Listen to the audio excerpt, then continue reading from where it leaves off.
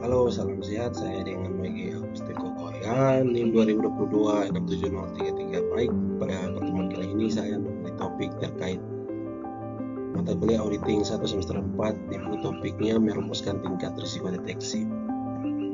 Baik, langsung saja masuk ke materinya. Saya masuk ke materinya. Ini ada pokok bahasan yang akan kami rinci atau bahas dalam pertemuan kali ini. Di mana yang pertama, menentukan risiko deteksi, yang kedua faktor-faktor risiko deteksi, yang ketiga strategi mitigasi risiko deteksi, yang keempat adopsi teknologi mutakhir, dan yang terakhir atau yang kelima di sini adalah kesimpulan. Baik, kita masuk ke materi yang pertama, bahasan yang pertama, yakni menentukan risiko deteksi. Di sini ada beberapa bagian yang akan saya baca. Risiko deteksi adalah risiko bahwa auditor tidak akan dapat mendeteksi salah satu material yang ada dalam suatu asersi. Dapat diketahui bahwa risiko deteksi ini suatu temuan yang tidak dapat dideteksi oleh auditor, di mana auditor ini melakukan asersi pemeriksaan, tetapi ia tidak dapat menemukan faktor penghambat ataupun faktor dampak di suatu pemeriksaan terhadap asersi yang sedang diaudit. Yang kedua, rencana risiko deteksi adalah dasar untuk menetapkan rencana tingkat pengujian substantif yang ditentukan oleh auditor sebagai komponen keempat dan terakhir dalam penetapan strategi audit awal untuk pernyataan asersi. Merancang pengujian substantif meliputi sifat, waktu, luas pengujian, dan penentuan staf audit. Rencana risiko deteksi ditentukan berdasarkan hubungan yang dinyatakan dengan model sebagai berikut.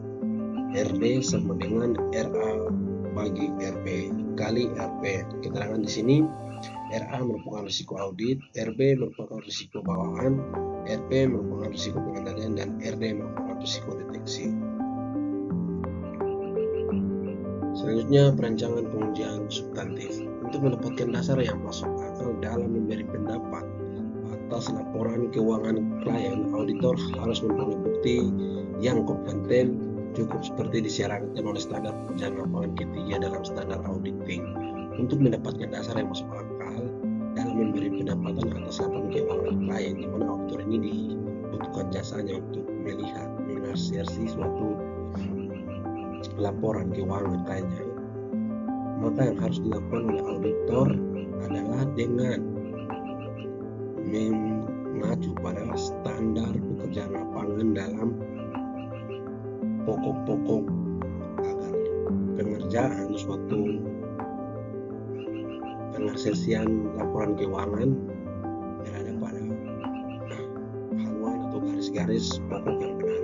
Pengujian substantif di satu sisi bisa menghasilkan bukti tentang kewajaran setiap asersi laporan keuangan yang signifikan atau berhubungan, dan di sisi lain pengujian substantif juga bisa menghasilkan bukti yang menunjukkan adanya kekeliruan jumlah rupiah atau salah satu saji dalam pencatatan atau laporan transaksi dan saldo-saldo, sehingga auditor harus lebih teliti dalam memeriksa dengan menggunakan perancangan pengujian substantif. Selanjutnya, pemahaman risiko deteksi. Di sini pemahaman risiko deteksi ada 3. Yang pertama, ketepatan deteksi, yakni seberapa baik suatu kontrol keamanan dalam mendeteksi ancaman yang ada, yang memastikan ketepatan yang akurat.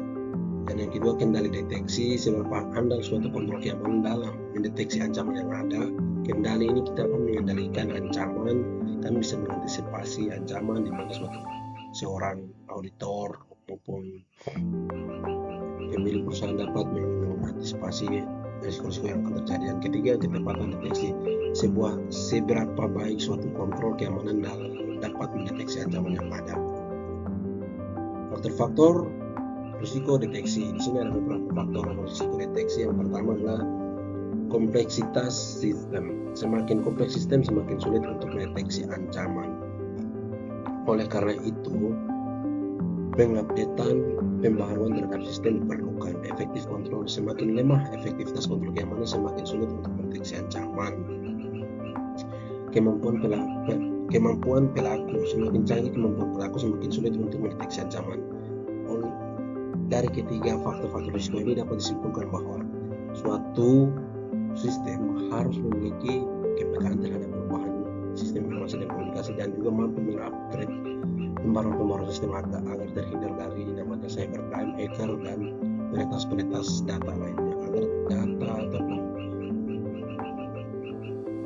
apapun yang dimiliki oleh perusahaan baik dalam software maupun website agar tetap terlindungi dan terjaga, dan dalam penggunaannya tetap aman dan terkendali. Faktor-faktor penting lainnya adalah 1. Kontrol keamanan, 2. Kompleksitas sistem, 3. Visibility informasi.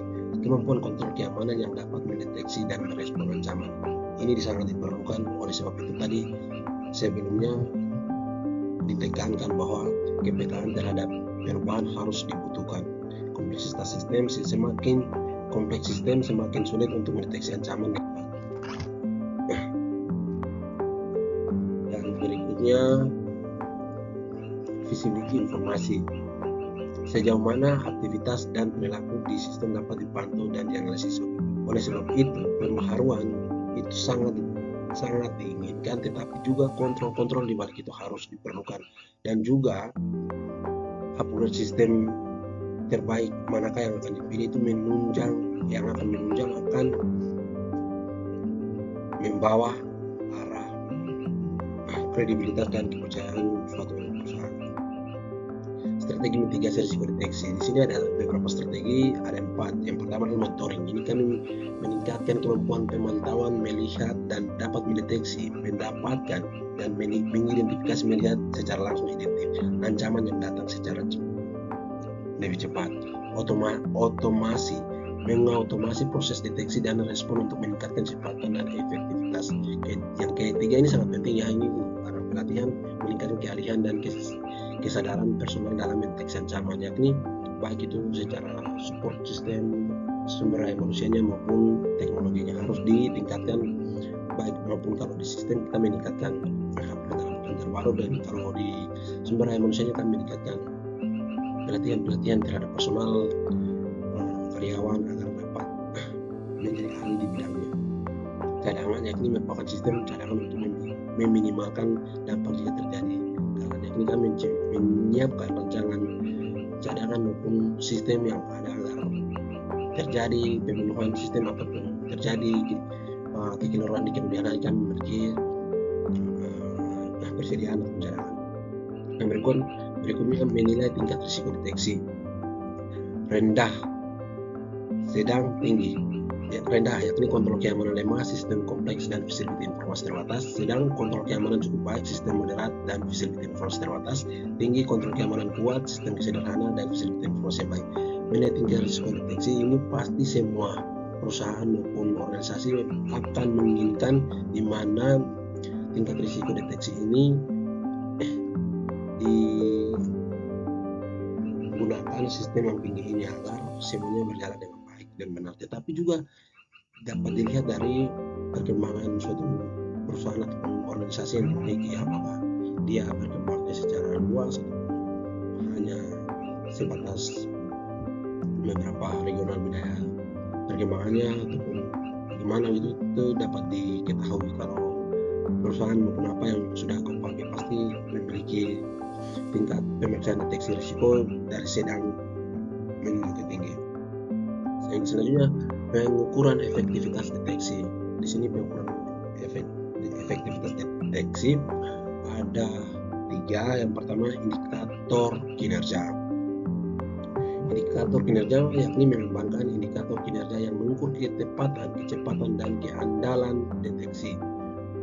Uji penetrasi atau uji penekanan pendorongan, melakukan uji penetrasi melalui kemampuan sistem dalam deteksi ancaman, yakni teliti lebih jeli dalam menilai kemampuan sistem untuk mengatasi, menjaga software dari ancaman. Selanjutnya evaluasi berkala, melakukan evaluasi berkala untuk mengidentifikasi area peningkatan dan mengoptimalisasi kontrol deteksi. Berikutnya pelaporan dan komunikasi. Di sini ada 3. Pertama adalah deteksi ancaman, menghasilkan laporan yang jelas dan tepat waktu tentang ancaman yang terdeteksi. 2. Analisis risiko, mengkomunikasikan penilaian risiko deteksi kepada pemangku kepentingan yang relevan. Pemangku kepentingan di sini ada yakni investor. Yang ketiga, rencana mitigasi, menyampaikan rencana mitigasi risiko deteksi kepada tim keamanan manajemen. Berikutnya, budaya keamanan yang kuat. Di sini juga perlu ditemukan budaya ini kebiasaannya agar keamanan tetap terjaga, dan jika tidak terjaga dapat dilakukan peningkatannya. Ini di sini ada 3. Pertama, komitmen manajemen. Dukungan dan komitmen manajemen puncak terhadap keamanan sangat penting. Yang kedua, komitmen manajemen budaya berbagi, membangun budaya berbagi informasi dan kolaboratif dalam deteksi ancaman. Ini adopsi teknologi mutakhir. Di sini adopsi, kami mengambil teknologi untuk diterapkan dalam support sistem kita. Ini ada yang pertama analisis canggih, menggunakan teknologi analisis canggih untuk meningkatkan kemampuan deteksi. Di sini juga dapat kita ketahui bahwa perkembangan dunia iptek yang sedang berkembang saat ini kita kenal dengan sebutan era globalisasi, era 21, di mana perkembangan industri maupun teknologi yang sangat berkembang hari ini dapat kita ketahui bersama artificial intelligence atau AI dan juga intelligence of things atau IoT yang berkembang di era society 5.0. Otomatis keamanan mengadopsi solusi otomatis keamanan untuk mempercepat deteksi dan respons. Otomatis keamanan ya, di zaman-zaman saat ini mungkin pasti kami akan lebih percaya kepada support sistem keamanan yang dimana otomatis mengamankan data kami, tidak perlu membutuhkan lagi yang namanya sumber daya manusia yang kadang juga yang keterbatasan atas baik secara fisik maupun pengetahuan dan akan lewat. Tetapi di sini juga otomatis keamanan ini di zaman ataupun di era yang sangat modern ini dapat kami ketahui bahwa otomatis keamanan dapat kami tanamkan dalam program sistem sistem di mana melalui software maupun apapun itu yang di-upgrade melalui support sistem ini. Yang berikutnya adalah integrasi sistem, mengintegrasikan sistem keamanan untuk meningkatkan visibilitas dan korelasi ancaman. Ini berhubungan atau sinkron dengan otomatis keamanan ini, di mana otomatis keamanan ini ketika kita mengadopsi atau mengupgrade software ataupun hal-hal basic data yang lainnya akan mensupport integrasi sistem ini. Lanjut, peran profesional keamanan. Di sini satu adalah identifikasi ancaman, yang kedua desain kontrol deteksi, ketiga implementasi dan operasi, dan yang keempat perbaikan berkelanjutan. Kesimpulan di sini dapat disimpulkan terkait materi yang telah kami lewati bersama. Ini kesimpulan pentingnya deteksi risiko, penentuan risiko deteksi kritis dalam analisis risiko dan informasi. Strategi mitigasi efektif dengan menggunakan dan otomatis risiko deteksi secara efektif. Meningkatkan berkelanjutan, evaluasi dan perbaikan berkelanjutan diperlukan untuk memastikan efektivitas penanganan.